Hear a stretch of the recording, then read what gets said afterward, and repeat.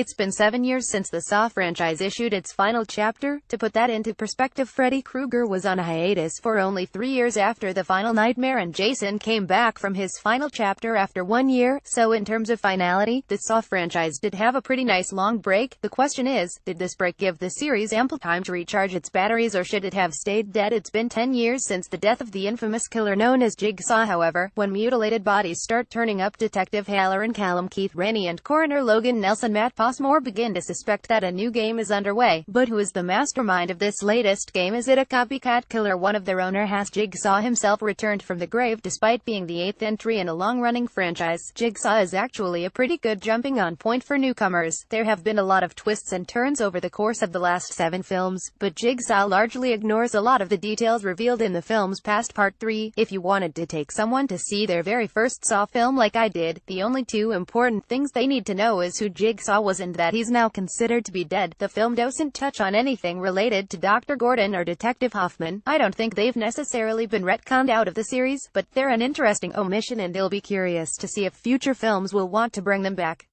Despite having a new name, fans of the Saw series will recognize that Jigsaw shares a lot of familiar story beats. The meat of the film centers on the people stuck in Jigsaw's trap, and that narrative thread is broken up with the investigation that Logan and Halloran are undertaking, and the film is, of course, filled with the crazy twists and revelations that have become synonymous with the series. On one hand, it's a little disappointing that they didn't take this opportunity to completely break the mold and set out to challenge expectations. However, there is something comforting about a long-running horror franchise sticking to a formula. To a certain extent, people return to these films because they know exactly what they're going to get, and there's sort of an obligation there on the filmmaker's part to accommodate that. Anyways, my favorite part of the Saw franchise has always been the cop plot, the part of the story that focuses on the surrounding police investigation. In the past, these have been pretty hilarious affairs, as the cops wind up being the stupidest people involved in the game. In Jigsaw, the cops are only marginally brighter, but it helps that they have higher quality actors. Matt Passmore, for example, is a breath of fresh air. I used to watch him on the A-series Glades, where he played another cop, but he had buckets of charisma, and some of that shines through in his performance here. The guy has range, and it's good to see him explore the horror genre. Callum does an excellent job portraying a skeezy cop without being over-the-top maniacal. He just plays it straight and plays a good asshole who you believe could be up to some very nefarious things. Even cops who have a smaller role in the film, like C.L.E. Bennett as Detective Keith, give good solid performances. As a whole, this may be the best well-rounded cast to appear in a Saw film since Part 3.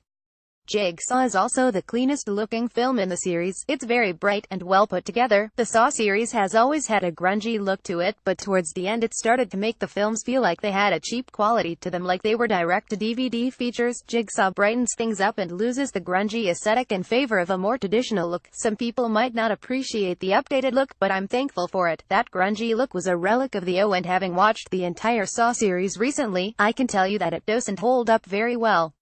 Probably my only complaint about this one is that it feels slightly toned down from previous Saw films. The traps aren't as vicious as previous ones, and most are rather unremarkable. Only one in particular stands out in my mind, and that's probably because it features the most gruesome death in the film. I won't spoil it here, but you'll definitely know it when you see it. There's certainly blood to be had in the film, but I didn't feel myself squirming in my seat and wincing like I did with previous entries.